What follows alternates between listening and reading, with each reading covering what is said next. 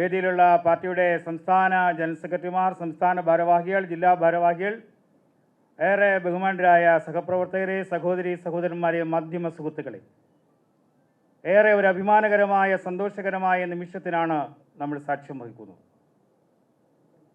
ഇവിടെ സൂചിപ്പിക്കേണ്ട 2016 തിരഞ്ഞെടുപ്പ് വളരെ യാദൃച്ഛികമായി ചാത്തന്നൂർ നിയമസഭാ മണ്ഡലത്തിൽ BJPയുടെ സ്ഥാനാർത്ഥിയാകാനുള്ള അവസരം ലഭിച്ചു. അന്ന് പാർട്ടിയുടെ സംസ്ഥാന അധ്യക്ഷനായിരിക്കുന്ന ബഹുമാനായ ആദരണീയായ ശ്രീ കുമ്മനം രാജശേഖരൻ അദ്ദേഹം സംസ്ഥാന അധ്യക്ഷനായിരിക്കുമ്പോഴാണ് ചാത്തന്നൂരിൽ മത്സരിക്കാനുള്ള അവസരം ലഭിക്കുന്നത്. എൻ്റെ വീട്ടിൻ്റെ തൊട്ടടുത്തുള്ള ഇപ്പോഴത്തെ പ്രചാരകനായിട്ടുള്ള ശ്രീ ഉണ്ണി, അദ്ദേഹത്തിൻ്റെ നിരന്തരമായ പരിശ്രമം ഇടപെടലിലാണ് ഞാൻ BJPയിലേക്ക് വരാനുള്ള ഒരവസരമായത്. സ്ഥാനാർത്ഥിയായി പ്രഖ്യാപിക്കപ്പെടുന്നതിന് 1 മണിക്കൂർ മുമ്പാണ് ഞാൻ മിസ്ഡ് കാൾ വഴി BJPയിൽ അംഗത്വമെടുത്ത് സ്ഥാനാർത്ഥിയാകുന്നത്. അതുകൊണ്ട് തന്നെ ഇരിക്കുന്നവരുടെ കൂട്ടത്തിൽ ശ്രീമതി ശ്രീലേഖ IPS കഴിഞ്ഞാൽ പിന്നെ ജൂനിയർ BJPക്കകത്ത് ഞാനാണ്. പക്ഷേ 2016 പാർട്ടി എനിക്ക് മത്സരിക്കാനുള്ള അവസരം തന്നു. കൃഷ്ണാസേട്ടൻ വേദിയിലുണ്ട്. എൻ്റെ അന്നത്തെ തെരഞ്ഞെടുപ്പ് കൺവെൻഷൻ ഉദ്ഘാടനം ചെയ്തത് കൃഷ്ണാസേട്ടനാണ്. 3381 വോട്ട് 2011 നിയമസഭാ തെരഞ്ഞെടുപ്പ് ഉണ്ടായിരുന്നിടത്ത് 2016 അത് 33,000 വോട്ടായിട്ട് വർദ്ധിപ്പിച്ചു. 2021 തെരഞ്ഞെടുപ്പിൽ അന്ന് സംസ്ഥാന രാഷ്ട്രീയത്തിൽ BJPക്ക് ഏറ്റവും കൂടുതൽ വോട്ട് ശതമാനത്തിൻ്റെ വർധനവ് വന്ന മണ്ഡലം ചാത്തന്നൂരായിരുന്നു. 10,000-ഓളം വോട്ട് വർദ്ധിപ്പിച്ച് 42,000 വോട്ടിലേക്ക് മാറി.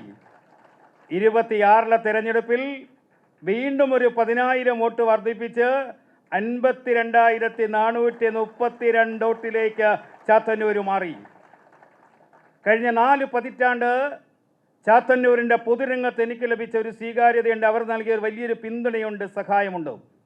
95-2000 സ്വന്തം വാർഡിൽ അന്നുവരെ കമ്മ്യൂണിസ്റ്റ് പ്രസ്ഥാനങ്ങൾ മാത്രം വിജയിച്ചിരുന്ന ഒരു ഗ്രാമപഞ്ചായത്ത് വാർഡ് പഞ്ചായത്ത് രാജ് ആക്ട് നടപ്പിലാക്കിയതിന് ശേഷം നടന്ന ആദ്യത്തെ തെരഞ്ഞെടുപ്പ്, ആ തെരഞ്ഞെടുപ്പിൽ 39 വോട്ടിൻ്റെ ഭൂരിപക്ഷത്തിൽ അന്ന് സ്വന്തം നാട്ടിൽ നിന്ന് വിജയിക്കാൻ കഴിഞ്ഞു.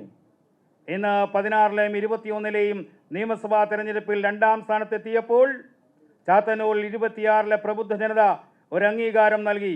2 തവണ 2ാം സ്ഥാനത്ത് വന്നയാൾ ഇത്തവണ 1ാം സ്ഥാനത്തെത്തട്ടെ എന്ന് തീരുമാനിച്ചു. അതുകൊണ്ട് തന്നെ എൻ്റെ വിജയം ഞാൻ ഇന്നലെ മാധ്യമ സുഹൃത്തുക്കളോട് പറഞ്ഞതുപോലെ എന്നെ ഞാനാക്കിയ, ഇവിടെ സുരേഷ് പറഞ്ഞു, വളരെ സാധാരണ ജീവിത പശ്ചാത്തലത്തിൽ നിന്ന് ഈ തരത്തിലേക്ക് വളരുവാൻ എന്നെ സഹായിച്ചത് ചാത്തന്നൂരിലെ ജനങ്ങളാണ്. എൻ്റെ വിജയം ഞാൻ ചാത്തന്നൂരിലെ പ്രബുദ്ധ ജനതയ്ക്ക് മുന്നിലാണ് സമർപ്പിക്കപ്പെടുന്നത്. ഇവിടെ നിയമസഭയിലേക്ക് പോകുമ്പോൾ എൻ്റെ അപ്പുറത്തും ഇപ്പുറത്തും ഇരിക്കുന്നത് രാജ്യസഭയിൽ ദീർഘകാലം പ്രവർത്തിച്ച 2 മുൻ കേന്ദ്രമന്ത്രിമാർ. അവരുടെ അനുഭവം, ഞാനൊരു ഗ്രാമപഞ്ചായത്ത് അംഗമായി മാത്രമേ ഇരുന്നിട്ടുള്ളൂ.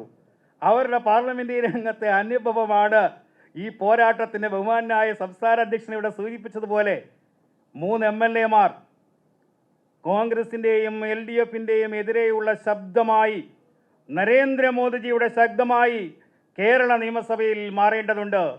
കേരളത്തിൻ്റെ രാഷ്ട്രീയം മാറുകയാണ്. 2 മുന്നണികളെയും മാറി മാറി പരീക്ഷിച്ച കേരളം ഈ തെരഞ്ഞെടുപ്പ് 3 MLAമാർ സൃഷ്ടിച്ചപ്പോൾ കേരളത്തിൻ്റെ പൊതുസമൂഹത്തിന് മുന്നിൽ ഒരു പുതിയ ചോദ്യം കൂടി ഉയർന്നു. ഒരു ബദൽ രാഷ്ട്രീയം ആര്?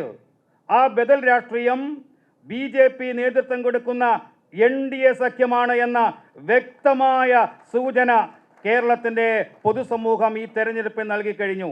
അതുകൊണ്ട് തന്നെ അടുത്ത നിയമസഭാ തെരഞ്ഞെടുപ്പിൽ 3-ൽ നിന്ന് 73 എന്ന മിനിമം സംഖ്യയിലേക്ക് മാറാനുള്ള സംഘടനാപരമായ ശേഷി ഇന്ന് BJPക്ക് NDA സഖ്യത്തിന് കേരളത്തിലുണ്ട് എന്നതിൻ്റെ ഏറ്റവും വലിയ തെളിവാണ് ഈ നിയമസഭാ തിരഞ്ഞെടുപ്പ്.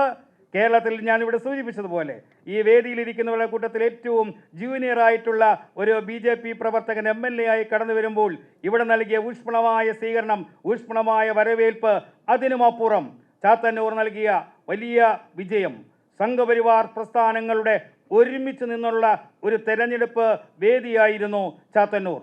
മാന്യ പ്രാന്തപ്രചാരക സുദർശൻജിയുടെ അടക്കം മണ്ഡലമാണ് ചാത്തന്നൂർ. അവിടെ ഒരു കമ്മ്യൂണിസ്റ്റ് കോട്ടകൊത്തളങ്ങളിൽ നേടിയ ആ വലിയ വിജയം ഒരിക്കൽ കൂടി ചാത്തന്നൂരിലെ പ്രബുദ്ധ ജനതയ്ക്ക് മുന്നിൽ സമർപ്പിച്ചുകൊണ്ട് ഇവിടെ നൽകിയ ഊഷ്മളമായ സ്വീകരണത്തിന് ഹൃദയത്തിൻ്റെ ഭാഷയിൽ നന്ദി രേഖപ്പെടുത്തിക്കൊണ്ട് ഞാൻ എൻ്റെ വാക്കുകൾ അവസാനിപ്പിക്കുന്നു.